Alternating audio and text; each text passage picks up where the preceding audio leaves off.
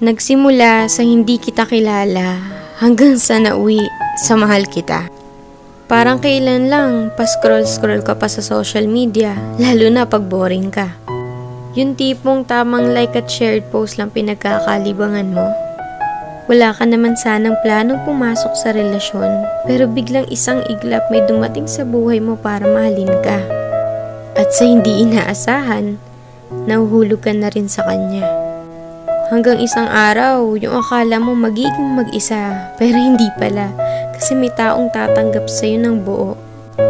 Ang sarap nga naman magmahal pag mas mahal ka.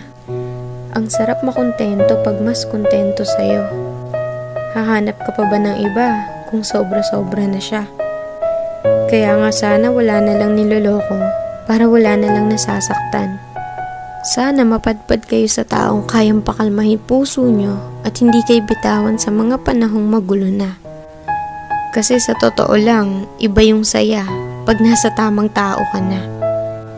Yung tipong kahit hindi mo siya palaging kasama o nakikita, alam mo hindi niya magagawang ipagpalit ka sa iba. Kasi una pa lang, ikaw lang talaga nag-iisa sa buhay niya.